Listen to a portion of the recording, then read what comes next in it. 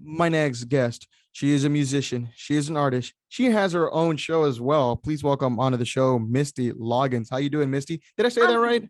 yeah, you said exactly right. No relation to Kenny Loggins or Dave Loggins for those diehard music fans out there, but it's okay. I'll keep the last name anyway. And you said it great. Hey, perfect. So, how are you?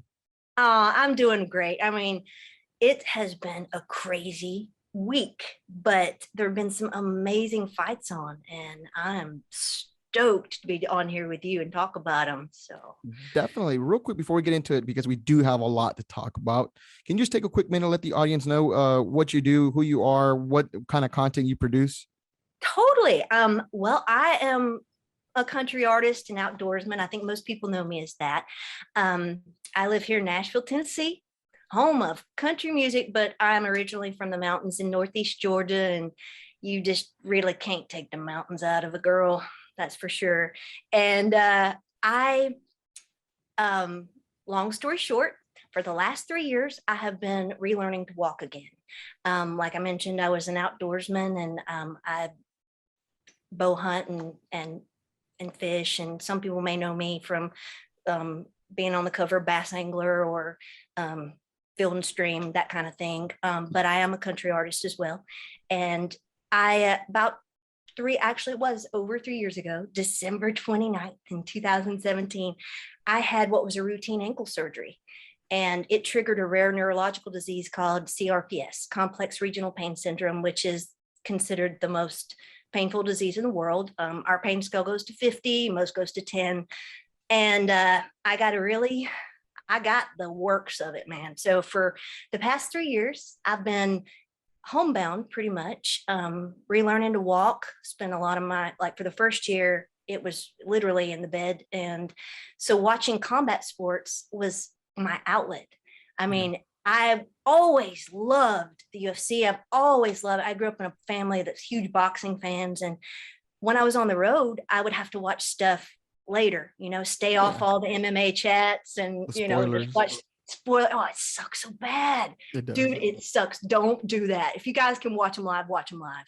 Trust Yeah. me. So I got the great opportunity to actually get to follow these fighters and follow their stories. And as I'm sitting there trying to get the motivation just to get out of bed and push another day, because the disease isn't just pain, it has a lot of other symptoms that come with it. And Yeah.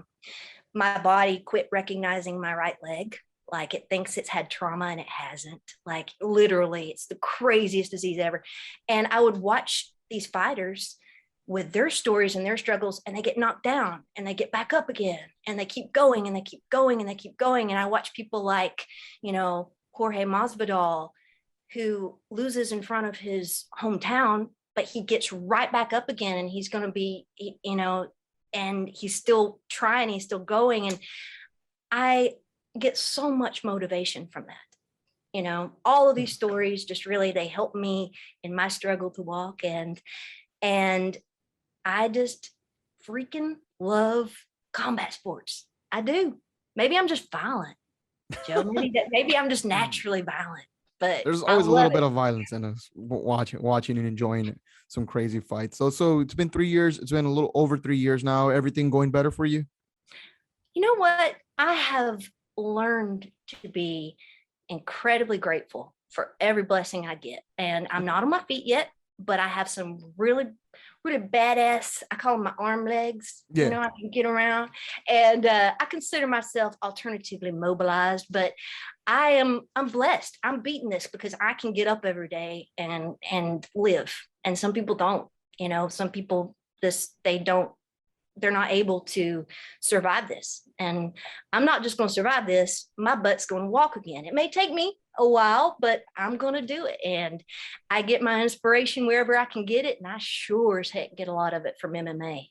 So. Definitely. And I love your confidence. I love your ability to persevere. And it's definitely something that's inspiring and something hopefully that, somebody listening to this will be able to take an inspiration from. So It's an awesome story. But I know, we can go on and on and on and talk and continue to talk. But I know why you're here. I know you want to talk MMA. I know you want to talk combat sports. I know that you told me you've been looking forward to that. So like, I love the inspiration. I'm happy. Prayers and all that good stuff and good vibes going your way. You want to talk some combat sports now, though? Sure, man. Let's do it. Let's talk some combat sports. Awesome. So we're going into UFC 266. It's going to be live. It's going to be this Saturday, T-Mobile Arena, Vegas.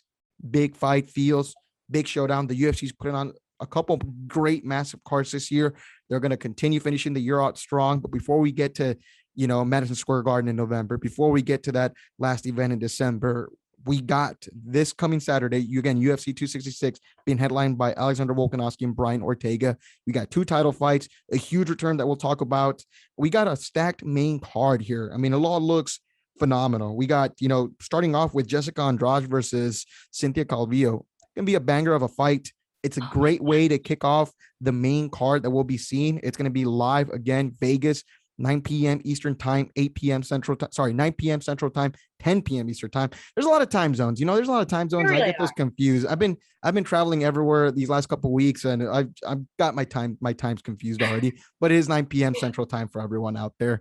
But again, we're starting off with Jessica Andrade versus Cynthia Calvillo. What do you think of this fight right here? What's something that you look forward to? It's going to be a banger. It truly is. I know Cynthia, she's been training over at Extreme Couture, right? Yes. In Las Vegas. So she's going to be their hometown crowd, but it's definitely going to be a banger. I don't think I'm going to bet on the fight, honestly, because it could go either way for me. I expect it to honestly stay on the feet more. I know most people don't, but I do. I agree with you. Look, so the thing about this fight to me is, I think on Jessica, for her to win this fight, she's got to keep it standing. Calvillo is someone that's got so many submission wins out there that I think her biggest strength is to go down to the ground. Right. So I think that's the intriguing part. It's kind of like the wrestler versus a kickboxer kind of a style of a fight. The favorite MMA style contrast here. But if Jessica wants it to stay on the feet, she's gonna push for that. And she can definitely keep a fight on the feet if she wants to. So I'm excited to see what happens with that. How do you think Jessica holds, though, defending the takedown, though, against Cynthia? Because the thing about Jessica is, and we saw it in the last fight, and I'm not going to knock her for losing to Shivchenko because it feels like everyone loses to Shivchenko.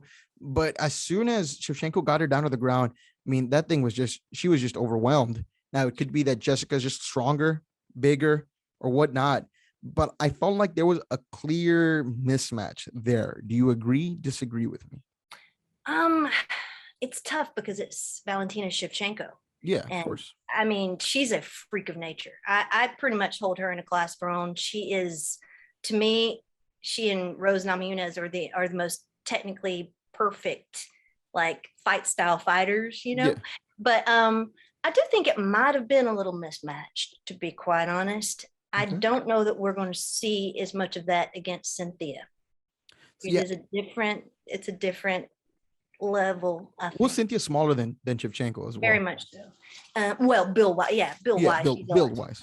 So it's intriguing. And when this goes into Vegas, it always is different. Like, because I'm not a mixed martial artist, strictly fan speaking, the smaller octagon seems to make a difference for some people. I know it probably doesn't for women because it's what is it, 5 feet different? Is it like I'm actually not sure on that one, but it's quite a bit smaller, or at least it feels a little smaller. So it may although she hit up Shevchenko there before, so never mind. Well, so I think Andraj was able to win this fight, and it's a big fight for both of them. Andraj has lost 3 out of the last 4. Cynthia, the last 3, though, really, it's been a mixed bag. It's been, she's 1-1-1. Like 1 draw, 1 loss, and 1 win. So it's a big fight for both of these women. Jessica is ranked number 1. Cynthia. She's been improving like crazy over Extreme. I mean, she's looking good. She is. And she left. I believe she was with Alpha Male and Justin Buchholz's camp. She left. She's looking a little bit different, but now it's a big test. Out of the last 2, again, she won 1 against Jessica I, which was her return to flyweight. Then, she lost to Caitlin Chukagian. It's a tough loss for her, but now I really do think that it's her time to be able to win this. But man, Andraj, man, there's just an element on there. I didn't think she would beat Rose, and there you go. It happened. So we've seen that happen already. So again, expect the unexpected. That's the thing with MMA. It's a very intriguing one. I have Andraj. Who do you have? It's gonna be so tough for me. I gotta go with Jessica Andrade. Yeah, it's a tough one though. I love Cynthia. It's hard to I pick mean, people. yeah, and I will not be surprised if I see her pull this off and do it well either. I mean, it's just gonna be a great fight. Definitely. I'm not gonna miss this. Folks better not miss that one. I mean, it's a great way to start the card, but the first male fight of the main event card, it's Curtis Blades versus Jahir Rosenstrok. I'm sorry for the mispronunciation if I didn't hit that one there, but Curtis Blades, again, a bit an animal. Rosenstrok, another animal. I mean, two guys that are just completely tough out there that they have some losses, right? But they're quality losses, and I hate to say that, right? But I mean, like, yeah, Blades has lost to Lewis and Francis Ngannou.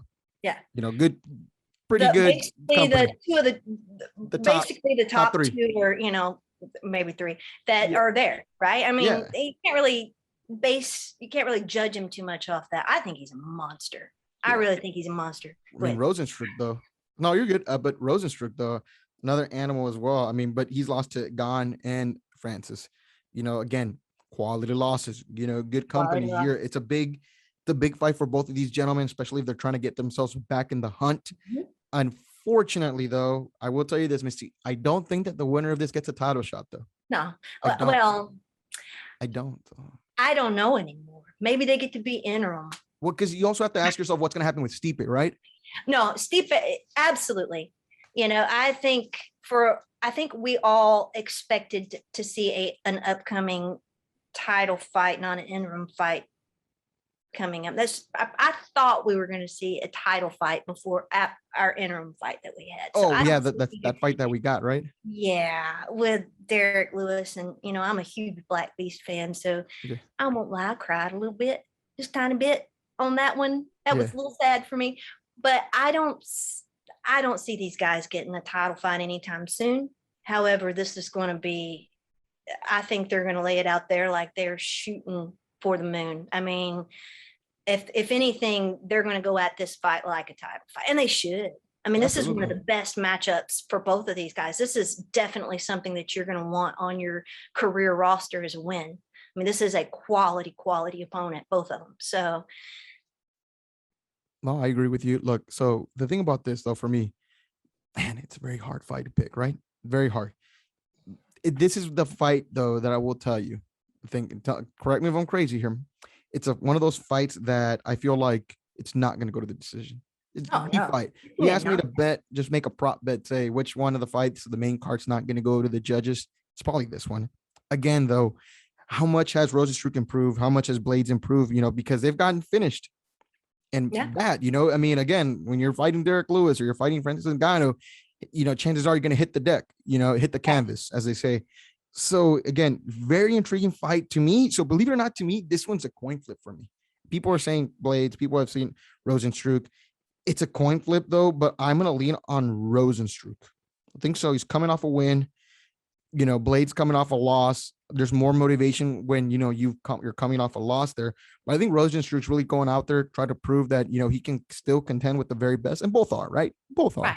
But I think Rosenstrok would love to get a Stipe fight, which is what I would do for the winner of this.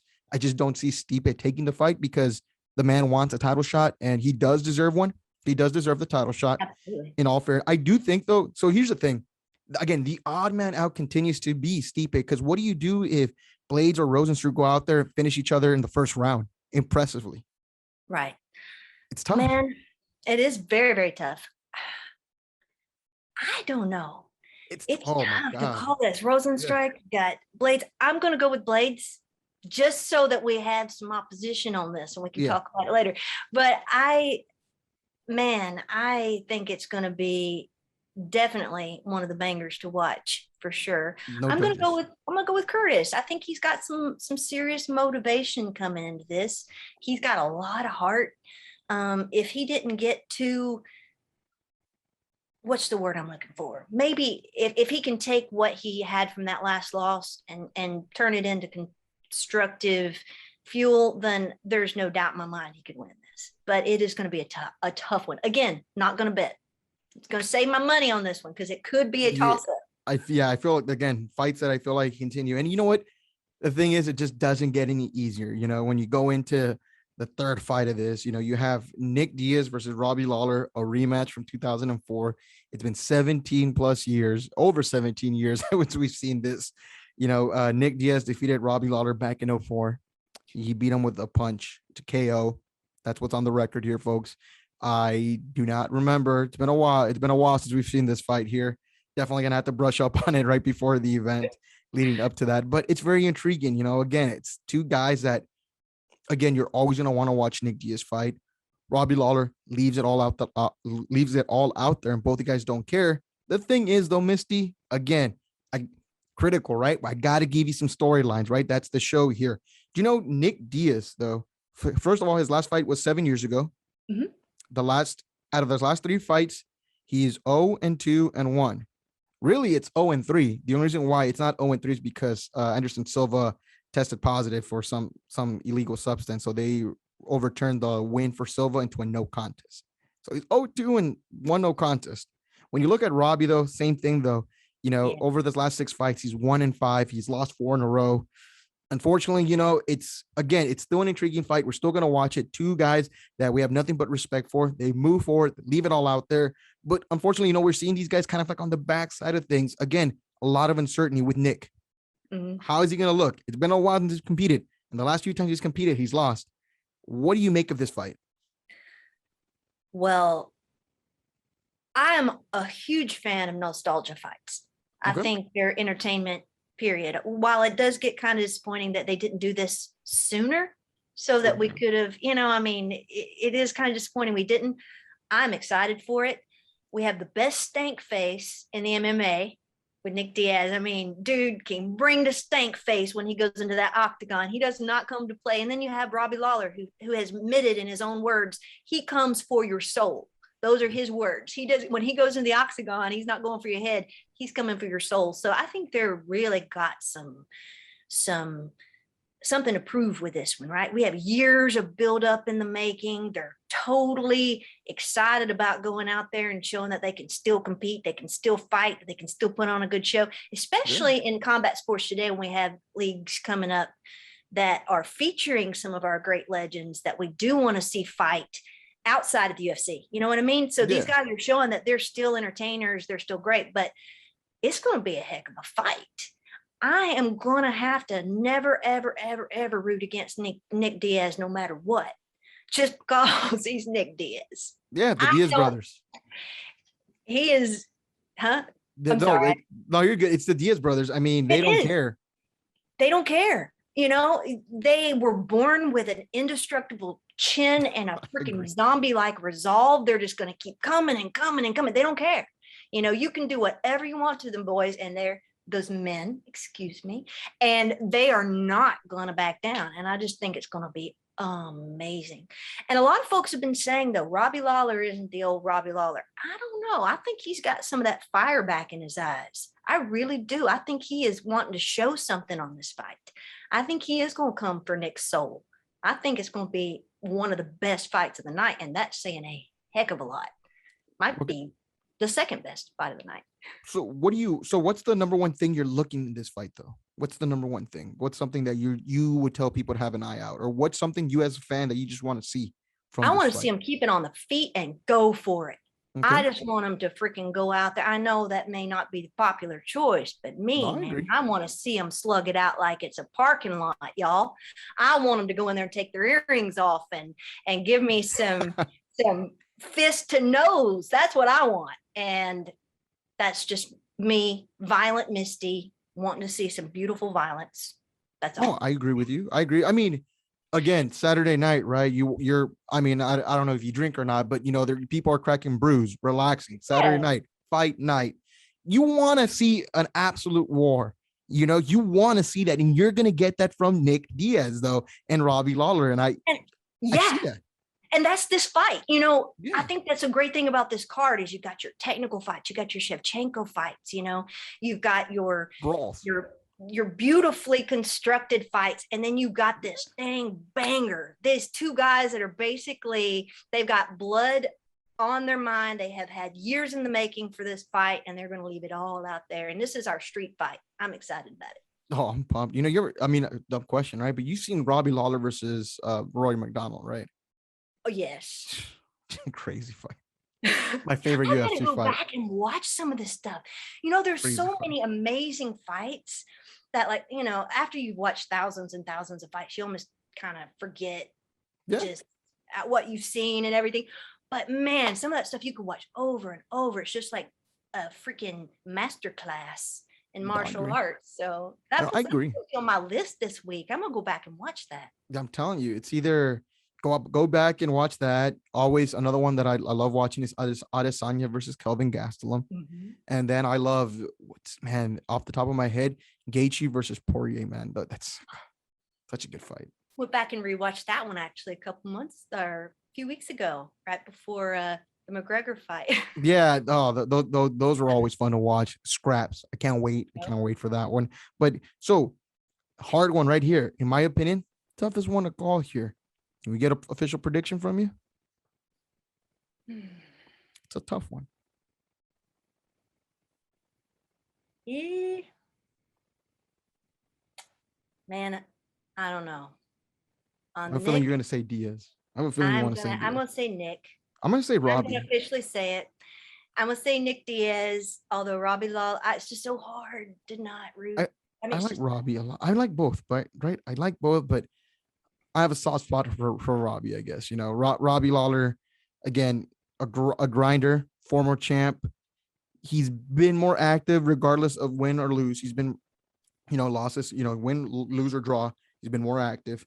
I just don't know what we're going to see in Nick, again, 7 years. And maybe there's other people that have been watching this way longer than me will just laugh at me by me saying that. But I mean, realistically, Misty, look at this though. Last 3 fights, 0-2-1. Yes, I get it. Diaz. Yeah, and I get it. It's Nick Diaz, right? The fight's never right. Like that's why people thought Nate could beat Leon, right? There's just something about the Diaz brothers that's just so special and unique. Is something crazy going to happen like that where Nick Diaz is going to win? I just don't think so. I don't know. I'm going to put my money on Lawler. So we'll see. Okay. We'll see how that one goes. But let me shift to this now. Co-main event. First championship fight of the evening, right? We got the flyweight title on the line. Valentina Shivchenko, who's been on a crazy roll. And she's just been a complete animal, looked unstoppable ever since she's won the title, versus Lauren Murphy. She's won 5 in a row as well, finished 2 out of the 5 fights. I'm going to tell you this right here, Misty. I'm going to make a statement, whether it's true or not. I don't think it's going to be true, but you tell me if you agree. The best moment of the night, if it happens, is Lauren Murphy winning the UFC flyweight championship. Do you agree or disagree? I would have to say I love Lauren Murphy. No, I'm saying if it happens. If it happens, would it be if it happens? No, I'm not saying it's going to happen. I'm saying if it happens, is it the best story? That would be the most insane thing to happen of the night. I mean, I think it would be beautiful to see Lauren Murphy, but I am so just Shivchenko. I cannot see anyone beating her. I just can't. I just think she is like this whole creature, this perfect fighting machine. And I know she's human, but I love Lauren Murphy. I do. And I would love to see her have a title belt on the wall. I would. It's so hard for me to say, I don't blame you. I don't blame. I know a few good people around me that train with her, that go rooting for her and stuff, and I understand that. I mean, look, I'm here to tell people, is it smart money? Always bet on the underdog, right? You'll make some money off that. But the odds are going to be great. And if it happens, then, there's not any person in the world who could not celebrate with Lauren Murphy. And if you can't celebrate with Lauren Murphy winning, you need to look in your heart and check yourself, because she is amazing. She works hard. She's so talented. She's beautiful. She's such a family-oriented person. She is the total package. Yeah. And I would love to see her win. She has the heart of a champion. She is built to be a champion. champion. The only thing standing in her way is that she happens to live at the same time as Valentina Shivchenko. There's a lot of great girls that really deserve a belt on the wall, that the only thing that's going to keep them from that is they have to get through one of the freaks of nature in MMA that we may never see another. Very few people we will see that are made like Valentina Shivchenko. And it must really be tough to have her sitting at the top. You're going to have to get through her. She's the boss level. She really is. Unstoppable. It feels like, no one's unstoppable, right? There's an answer. She does have a loss on a record, but out of the 3 losses she's had, two of them were to Amanda Nunes, and obviously no one's stopping Amanda Nunes. It's Nunes, Shevchenko, and then it just feels like it's everyone else after that. Mm-hmm. So it's going to be a tough fight. Again, I think they're MMA, right? Plenty of results can happen. Storylines, right? To me, I think that'd be the most awesome storyline to come out of it if Lauren Murphy is able to dethrone, not only win a championship, but to dethrone the unstoppable Valentina Shevchenko, because Shevchenko looks like an absolute beast. Out of the last 11, check this out: 9-2. Only 2 losses against Amanda Nunes. One of them was a split decision against Amanda Nunes. It was a close fight, so she's got 5 title defenses. I believe she's tied with Joanna for the most title defenses in flyweight history. So she will make some history of her own with the win here. Again, it's going to be tough. It's tough. It is tough. We will see what happens here. It's very intriguing. Have you seen some of her training videos for this? It's ridiculous. So there's this video. I swear somebody needs to call it an exorcist or something, man. She's got her head on the ground and it's like laying there, and Valentina's body is like going around her head and her head staying in place. And I'm like, oh my God, how does this happen? It's because there's no other explanation for it. She is a freak of nature, and that's how hard she's training. Like, she's doing some insane stuff. So yeah, I'm with you though. That would be the storyline of the century. It really would. Not just the night. Like, that's MMA history. It's some Brandon Moreno stuff, Brandon, like when Brandon Moreno claimed the championship, it was such a beautiful story. That's the way I can compare this to. Taking Shevchenko, though, all being said, taking Shevchenko here, again, so unbiased here. Are you going to be, you're taking Shevchenko on the fight? Yep. You're going to bet for Lauren Murphy, though? If you want to make some money, Lauren Murphy is the bet, but full disclosure, right? Bet responsibly, folks. That's one, right? We always say bet responsibly. That's right. Bet responsibly, but be prepared to just, if you're going to bet like $50, just make sure that it's $50 that you can afford to lose. That's right. My bets are small, like $5-10 bets. I've been doing a lot of parlays for $1. Yeah, of course. It's all fun and games. Exactly. You make a little beer money. Yeah, there you go. There's some or like pay-per-view money. Or yeah, there you go. So it's gonna be intriguing, but the main event. I'm gonna tell you something, Misty. I've been waiting all week since we were gonna do this show. I've been waiting to talk with somebody about this main event. I am very excited for this main event. I believe it or not, going into fight week, I'm always having an issue, right? Sometimes thinking about who's gonna win or whatnot. Going out through playing out the different scenarios in my head, right? We're just fans like that, right? We love it. We love what we do here, and we talk fights. But I've had my prediction nailed down since the end of the Ultimate Fighter show, the Ultimate Fighter season 29. Since that ended, I know who's going to win this fight. And this is probably, believe it or not, the one I'm the most confident about. Out of all these fights, it's the one I'm most confident about. Alexander Volkanovski, 22-1, taking on Brian Ortega, who's 15-1. Collision course, 2 of the very best featherweights in the world going at it. This fight was originally supposed to take place earlier this year. Unfortunately, it didn't happen. Volkanovski tested positive for COVID a week before the fight. Fast forward, these 2 gentlemen were coaches for the Ultimate Fighter season 29. Saw that on ESPN Plus. ESPN Plus, there's your plug, UFC. Going into now, we're seeing, the end of it. The show's ended. Main event time for these gentlemen. They deserve to have the main event in a pay-per-view card. Anticipated fight. Volkanovski is going into the second title defense. 19 in a row. He's won 19 in a row. Ortega, 15-1. Won for his first 14. Lost against Max. Not going to blame you there. No. And then beat the Korean Zombie to get himself in position for this title shot. Very intriguing here. What are you looking forward to in this fight before I even say anything? Well, first of all, I'm with you on being excited about the fight. This is something that has had a huge buildup. I think that it's a great matchup. Major, major shout out to the people that put this fight together because it's a great matchup, which of course, I mean, it just naturally fell that way, but still, they made it happen. We got to give them their plugs. Yeah, But give Dana a nickel for that. we're gonna give Dana his nickel. You He needs know, more money. Uncle Dana, we love you. We're giving you your plug. Anyway, we are looking at two guys that have had a whole year of building this up, and we've watched them coach the Ultimate Fighter. You know, loved that show. Had a great time watching them on that. Ortega has improved. Honestly, he would get my most improved award his last fight. He was a totally different animal than he was 2 years before that fight. Yeah. I did not recognize Brian Ortega the last time he went into that octagon and won. He was completely pulling stuff out of his bag of tricks I wasn't expecting to see. He looked really good on the ground. Like he looked really good in there. But nobody outworks Alexander Volkanovski. Mm-hmm. And nobody, from what I've heard from the guys that he coaches and the people that work with him, he's there before everybody. He leaves after everybody. He definitely has the heart to do whatever he has to do to be ready for this. I think I'm going to have to go with Volk. I'm going to put my money on Volk for this. Okay. Although it's going to be intense. I mean, I don't know.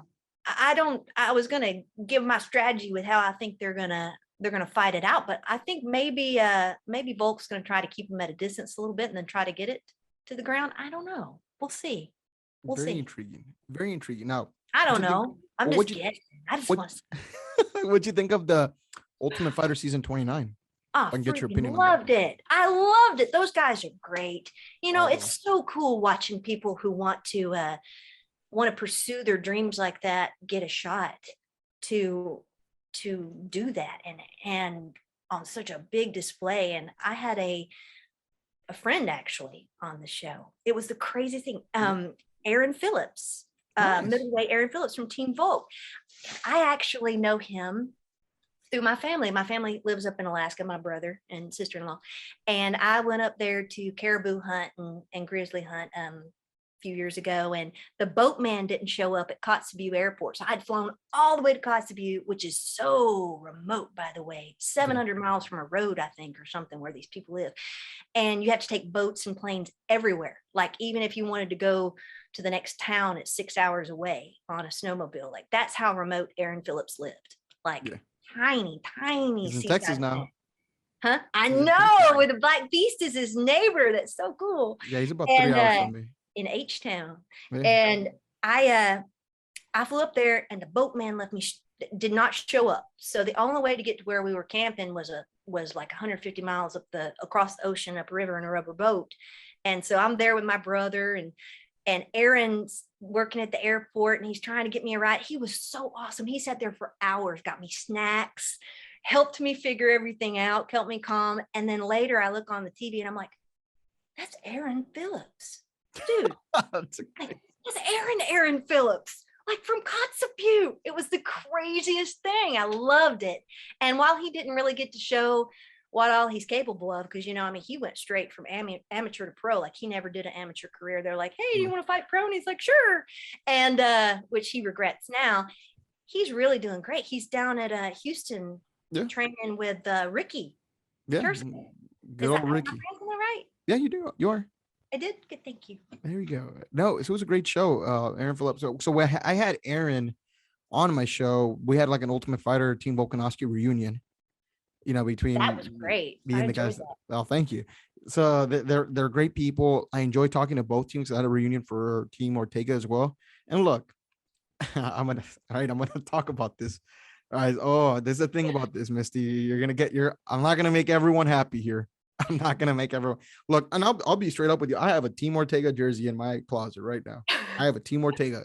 The reason why I didn't wear it is because I'm gonna wear this tomorrow on another show. So I wanted to save that because I'm having a tough guy from there coming on. So yeah, Unfortunately, this was going to air after. But anyway, so I have another show doing that. So that's why I'm not wearing it today. I'm not going to, and I'm saying this right now because on Saturday, I'll announce it on Saturday, Instagram Live, I'm going to have one person from Brian Ortega's corner doing an Instagram Live with me this Saturday for the fight. I have Dr. Jason Park. He's going to be, he's going to be in Ortega's cornering. And so I'm going to have him on here. So if he's listening to this, Jason, nothing personal, but no, nothing personal. Nothing personal here, folks. But again, this is what we do. Hey, I'm taking Volkanovski. Easy. Money. Book it. Done. Move on. Right. And nah, I'm kidding. But here's the thing. I'm having Volkanovski here win this fight. And for a few reasons, right? Both men are talented. I'm not going to deny that. They can beat me with one hand tied behind their back. So I'm definitely not, certified to talk about that right now with them. But, again, fantastic fighters, phenomenal athletes, right? Some of the very best in the world. I think Volkanovski's got a different fire, though. That's what I've seen. What I've seen. Camera, right? What I've seen. Just a different fire. You pointed out right now. First one in, last one out. The Ultimate Fighter. Have you ever watched any other season of The Ultimate Fighter before I even mentioned this? Yes. Okay. Right. So The Ultimate Fighter is tricky, right? It's a show, production, reality show. There's real fights, as real as it gets. But again, there's also a dramatic production side of things. So I want people to understand this, right? You only see what the camera shows you. There's a lot of crap. And we've both talked to people on the show, right? A lot of crap didn't make it on TV, right? It's what they do. Now, one thing though that I've taken from The Ultimate Fighter is I always find myself being a fan of one fighter, like the coach, and at the end of the season, completely being on the other side of it. And what I mean by that, huge Brian Ortega fan, as I was before I even started getting into journalism and talking fights with people or just doing the show. Huge Brian Ortega fan, still am. I like the guy. Giving you a very unbiased opinion here, though. It's what we do. Yeah. After watching that show transpire, kind of lean towards Volk, I'm not going to lie. Just the work ethic, adjustments, things that I see from him. So you watch football by any chance, NFL? I do. Okay. I am very critical on quarterbacks. Maturity is a very big thing. Mm-hmm. How you handle pressure, overcoming adversity. How are you when it's go time? Right. Both of these guys are animals with that. But the maturity aspect, I felt that more with Volk. How do you adjust with coaching? I felt that with Volk as well, because if you saw Ortega's team, granted it's on the fighters and stuff, of course, and there's only so much Ortega could do, and Volk, but I feel like there was a change after those first 4 fights. Volk took control of the team. They're able to sweep them until the very end after that. Right. So I see an adjustment period there. So that's, to me, when you adjust, there's a big mental thing. It's a bigger mental thing there for me. So I see that. Ortega just seems a little bit more distracted for me. A little bit more. Not saying that he can't handle fame or cameras, because this dude was talking to Robert Downey Jr. for the longest time, But I'm just saying, it just seems more distracted. I feel like Alex is going in there. It's a business trip for him. It is a business trip. You said it well. For Alex, he treats things like a business. It is a business for him. And it's less celebrity and it's less signing autographs and taking photos and more, hey, I got to be there at 9:00 for my grappling drills or whatever. But I think there is a different mindset with Volk where he is taking this seriously. Like I don't want to say he's putting pressure on himself. He's not, it doesn't feel like that. It just feels very purposeful. Like he's confident. He's got a plan for it. He's really taken the resolve. And one thing I thought was interesting about the show is I felt like Brian has a killer coaching staff, right? Like I feel like his coaches coached. And that's great, because I feel like those guys got a really well-rounded. I mean, how often do you get the chance to train with Brian Ortega's coaching staff? I mean, huge. I mean, that's just, these guys will never get an experience like that at this point in their career. That's just such a treasure. But I felt like Volk seemed to be a little more, like you said, a little more hands-on. He took control. He went in and said, hey, something's got to change. We've lost 4 fights. Let's get this together. and he takes that same attitude with him into his own fight camp and his own octagon. I kind of feel like, and man, like you said, we're not here to make people happy. We love everybody, but we're just being honest. I feel like Volk calls his shots more. Like nobody's telling him necessarily. I mean, he's got the game plan himself. I kind of feel like Brian's maybe a little more, like you said, a little more distracted. He's got a little more other stuff he's taking care of, and it just feels a little different to me. But who knows, man?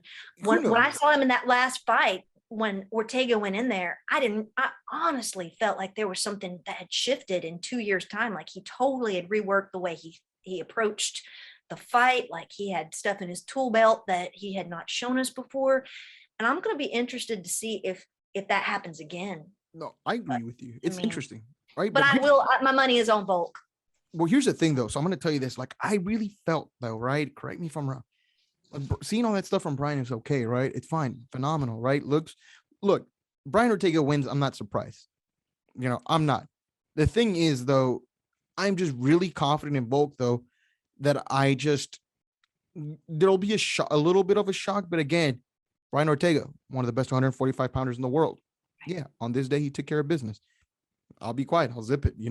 Understood. I'll come out here next week, say I'm wrong. That's another beautiful part, right? Can admit when we're wrong. Here's the thing though. I felt like Ortega should have taken another fight. Again, though, granted, Misty, I've never been in that position. Someone offers you a title shot, take it, right? And take it, right? You don't want to be Colby Covington.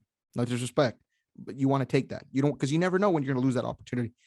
Right. I just really felt though that it'd been a minute, since 2018. Like I have it right here, 2018. Volkanovski, 4 fights. 2018, same period of time. Ortega, 2 fights. That one that he lost terribly to Max Holloway, because it was overwhelming. It was there was nothing about Brian Ortega that night that led you to believe that he was going to win that fight. No. After the fight started. And granted, it is Max, but it is Max. Still, but it didn't. The reps. I agree with you. No, but the reps. That's my thing, though. So you come back, right? Again, 2018, Volk, 4 title fights. What has Volk done? Finished Chad Mendes. He went toe-to-toe with a legend in Jose Aldo. Went out there. He beat Max. Straight up. Beat him. First fight. The second one, people can talk about it, say it was controversial. Regardless, beat Max again. Split decision. Beat him. That's what it says on the record book. Got it done. With Brian, though, the only other win was Korean Zombie. Korean Zombie, who's a fighter that, again, nothing but respect, right? Jesus, would you ever want your favorite fighter fighting Korean Zombie? Probably not. Maybe it's going to be a gnarly fight, but if you're managing a fighter, they have to fight Korean Zombie. You're a little nervous. A lot of damage to take. And not everybody can take that kind of damage and walk away without their, ego and their body. It's a tough fight. That'll break your spirit. Exactly. And Brian handled it so beautifully. I did. But he's going to see a very different style with Alexander Volkanovski. Korean Zombie is more of a stand-up fighter. I don't care how anyone tells me. The style's very different. Volk's very well-rounded. He'll stand. He'll take it to the ground. We saw that in the Max Holloway fight. He can overcome adversity in a fight. Yeah. And not saying that because Brian has overcome adversity in these fights, but I'm going back to 2018, Misty. 4 fights for Volk. Ortega, 2 fights. One was a crushing one. Another one, you beat Zombie. Very tough fighter, but it's such a different style than Volk. Totally. And it's a different mindset too. When you're fighting the Korean Zombie, you kind of know, like you said, what you're going to get when you're going in there a little more. Volk, he could totally change the game plan on you from the moment he gets in there. He's got the fight IQ to do it. He's got the skills to do it, and nothing's going to faze him. Like you're not going to shake him in the ring, right? Or octagon. Yeah. He is totally going to be, once you're locked in there with him, he's locked in his mindset. And while I felt like we saw a little bit of that last time Brian fought, I just don't know that he's going to be able to stand up to Volk in that way. And I will be very, very surprised if this fight goes the distance, though. I will be very surprised. I think it'll go to the distance. So it's one of those fights where I can't see going to the distance. Yes. So I can. Here's the thing. What's so kind of not shocking, but a side note. Did you see Korean Zombie's last fight against Dan Ige? Yes. went down to the ground with him. I was like, where was this? Yeah. Where was this against Ortega? Went down to the ground and controlled Dan Ige. He was one of the best. It was, yeah. I Crazy. mean, no, yeah. It's like maybe that's new. Yeah, for sure. So, even then now, we don't even know if that's what just Korean Zombie is. But going into this fight, though, pretty hands down, I want to take the more mature, the more focused individual that I've seen is more focused. I have to under Volkanovski in this one. Book it for everyone out there. That's just the way I'm leaning towards. I mean, 19 fight win streak. That's pretty impressive from Volk. Ridiculous. I mean, he's got a system and it just rolls. And you have a system and it rolls, and then you fight Max Holloway and beat Max Holloway twice. Yeah, don't change anything. Don't change a word. Don't change anything. But he can. But that's the great thing about him. It's like we said before. He can change it up when he needs to, if he needs to. Yeah. So we'll see. It's gonna be very. I got Volk too, man. We both got Volk. So it's gonna be UFC 266 this Saturday, Las Vegas, T-Mobile Arena. It's gonna be coming to everyone live 9 p.m. Central Time. But before we end the show, let me shift to this now. Let's talk about a little bit of Triller, right? Oh yeah. We were gonna talk a little bit of Triller before we started recording. So Triller, very interesting, right? We saw Evander Holyfield, Vitor Belfort, Tito Ortiz versus Anderson Silva. I was at the event. I'm telling you right now, that Silva KO over Ortiz live in person, not a single butt in the seat. I'll tell you that right now. Not a single, nobody was on their seat. Everyone jumped out. I couldn't believe it. It was shocking. You're looking at a woman who can't even walk, and I wasn't in my seat either. I mean, I jumped straight. It was insane. It was insane. It was awesome. And you were right there. Yeah, I was there. Not like ringside, but I was there in the arena. To be in the arena. Yeah. Dude, that is so awesome. I bet it was electric. I bet that was so cool. Yeah, Donald Trump was there, right? What else not to like, right? So such a random thing. If I told you, if I told you 10 years ago, Misty, you're gonna watch boxing, and this is an event you're gonna watch on TV, Anderson Silva and Tito Ortiz, you're gonna tell me the MMA fighters? I'm gonna say no. Yeah, MMA fighters going into boxing, and you're gonna see, and Evander Holyfield's gonna be like 60 years old, and he's gonna fight Vitor Belfort. Yeah, Vitor Belfort. You're gonna tell me the MMA fighter, and I'm gonna say yeah. The guy that fought Randy Couture, yeah, that Vitor Belfort, right? He's going to fight Evander Holyfield. And he's 45, 44? 44. And I told you that 50 Cent was going to be commentating, and Donald J. Trump was going to be there. What would you think? Jorge Masvidal and Junior Dos Santos. And Donald Trump are going to be right next to Donald Trump, who, by the way, became president by 10 years ago. Donald Trump became president. What would you think? Well, I would ask what Bruce Jenner is doing. Actually, I would just have to wonder what changes are going on everywhere. It's I mean, it's amazing to think. I would have gone crazy if you would have told me that we were going to see something like that. I mean, I've been like, oh, dude, first of all, I don't believe you, but second of all, that would be really cool. And now here we are, fast forward to 2021, and it's real life, and it really is happening, and I'm so freaking there for it. Joe, I am there for it. This is honestly, I thought it was entertaining as all get out. I mean, I go to the UFC because I want to see well-crafted mixed martial arts exhibitions. I love the entertainment value of watching skilled martial arts craftsmen do what they do and build a freaking masterpiece of beautiful violence in the octagon. I love watching people who are truly talented.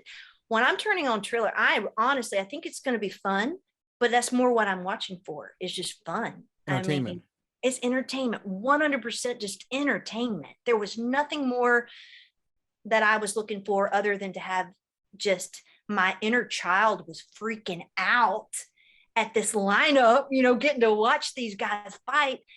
And it was entertaining as all get out. My heart was broken about Evander Holyfield. He shouldn't have been fighting. Well, it was, what did he get, 5-day notice? And it was it was about a week. It was about a week. So it was Friday. So I was flying to Kansas City on Friday. And that's when we got the news that De La Hoya tested positive. So it was Friday. It was like about 11-day notice. So sad. I don't know. He shouldn't have been fighting. I felt bad. I felt bad. I gave an opportunity, right? But It gave an opportunity, and but no, I would have rather have seen the other fight. However, he looked really fit. He would be a great model for some fitness programs, yeah, Weight Watchers or whatever. He looks awesome. that is a Man's got smart some one. muscles. Uh, but it was hard to watch. It really was. Here I was talking about how much fun and entertainment, but that was a little hard to watch. But still, the night in general, I thought was great. And I think seeing just seeing the way the crowd reacted to the event itself was very telling because they just seemed to be loving it. Yeah, it was a good event. It felt like a Trump rally, to be honest with you, because people kept Mhm. chanting down on Except for Trump. that one lady. Oh yeah, that one lady, during What was the up with whole. her during the moment of silence, man? I have no idea. I was just standing there and I heard someone scream. The thing is, so I'm hearing people telling me after this that it was after the event that it was that it because I stayed there. I mean, we didn't like wrap up until one in the morning, 1:30 in the morning there. So I had somebody tell me that apparently she was in the audience, but from where I was, it sounded like it was going out in the back, like in the concession area. People are just being stupid, and what do you, I mean, unfortunately, the world we live in, not everyone's perfect. Not everyone, has the common courtesy, and I'm just being straight up honest because if they did, we wouldn't be having this during 9/11 moment of silence. That's what it was, to pay respect. It's a very sad thing to see. The fight itself, I mean, I don't, I think my biggest takeaway of the event was COVID-19 did Oscar de la Hoya a favor, did him a solid. Oscar, because Oscar would have gotten starched. Oscar would have gotten starched. And that then that at the might end, be a quotable quote, my friend. It did him a favor. I yeah, mean, Oscar, yeah, thank COVID for that one because even at the press conference, Vitor said Oscar de la Hoya is the happiest human being on the planet right now. They're like, why? Did you just see what happened? Yeah, 100%. That would have, the result though would have been the same thing if Oscar would have fought Vitor. I probably would have given him an extra 20 seconds. yeah. That's me I being nice. I don't know if I would have given him that much. I don't know. Oscar's just, Vitor looked great, and it was a it was it was an event. We'll just say that. yeah, The fight itself was just an event. definitely. But, Now, as I'm going to shift to this. I'm going to give you 3 fights that are going to happen okay. towards the end of the year. Why don't you just give me your winners? Okay. You give me, take 10 seconds to think about it. Give me an answer. Chandler versus Gaethje. Madison Square Garden. It's happening November I have 6th. to go with Chandler. Chandler. Okay. Yeah. Usman versus Covington rematch. Same thing. Madison Square Garden. Usman. Usman. Mhm. Okay. Last one. Dustin Poirier versus Charles Oliveira. That's happening December 11th. Well, it's not confirmed yet, but that's the rumor. But the good fight is still. Why you do this to me? Why you do this to me? I'm not gonna call that one. I can't. Oh, tough one. I can't. One. You had to. Mm. I'll say Dustin right away. Huh? Dustin, is that what you're saying? Yeah, I say Dustin right away. Okay, I think you're probably right. You're probably right. Awesome. Well, it's a tough one. It's a tough one. And last but certainly not least, Misty, I want to ask you, are your just favorite music a genre, country, correct? I love country. Yeah, I do. Rock and rap. Nice. Favorite song, favorite artist for the audience to know. Artist. Wow, that's crazy. First one that pops into your head. First one, Dolly Parton. Okay. Then what's your favorite holiday from now until the end of the year? What's the one thing you look forward to? Halloween. Halloween. Hey, there we go. We got that one coming up. Yeah, definitely. I love all of the holidays, but Halloween, definitely. I'm thinking this year I might have to be Bruce Buffer for Halloween. Hey, that's a good one. And last but certainly not least, what's your favorite fight night snack? Oh, fight night snack. Chips and salsa. Gotta go with you. I'm a chips and queso kind of guy. Oh, yeah. Really? Yeah, I'm a chips and queso kind Spicy of guy. queso or? Spicy. I love spicy. Okay. Tabasco on everything. Really? Tabasco on everything. Okay. I like spicy stuff myself. Yeah. So there you go. What's your favorite fight night? You got to tell me. What's your favorite snack? My favorite snack, pizza. Pizza. Okay. Meal, more meal snackish, but I like having a beer and having some pizza there. Can't go wrong with that. Honestly, you just can't, man. You seriously cannot. And yeah, beer, pizza kind of doesn't seem like it's a good mix together, but you're again having multiple people over. Easiest thing to get to besides chips and salsa, chips and queso. It's probably the third easiest thing to have there for a large crowd there and just relax, chill with your friends, have a beer. But usually don't really like to eat while I'm watching fights, man. Believe it or not, everyone always gets shocked when I say that. I don't really like to eat while I'm watching fights. It's hard for It's me a to eat thing. when I'm watching fights because I can't keep my mouth shut. I'm Yeah, probably not very fun to watch the fight with because I yell the whole time at the TV. I'm always Like talking. I'm in the corner. I'm that person, So I'm sure it's annoying as crap. My dog is a huge MMA fan. Yeah. Tough buck. He loves fight nights. He watches the fights and he gets excited and like jumps over my head. And he's an 85-pound Dutch Shepherd poodle mix, and he's jumping back and forth over my chair. Dog. And he's obsessed with Rose Namajunas. Like he is obsessed. Like anytime he hears her voice, he comes running in the other room. Like we were watching some training videos on Instagram, and he comes over to my phone and he's just nosing the phone, and I had to put it down. I'll have to film this for you. It's adorable. I gotta sit watch there that. and watch her do her training videos and just turn his head. I don't know what it is about Rose, something about her voice that he just loves. So yeah. Nice. I definitely would like to get a video of that and check that out. Misty, is there anything you want to let the audience know as we're signing off here?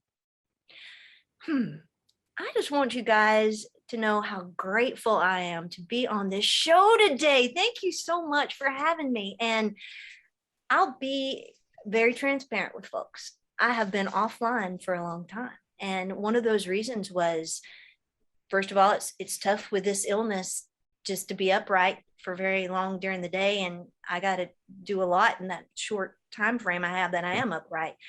But also there's been a lot of overcoming some chronic anxiety with the symptoms. And being on this show has been so much fun for me because I've not had that many conversations in the last few years that I have enjoyed this much.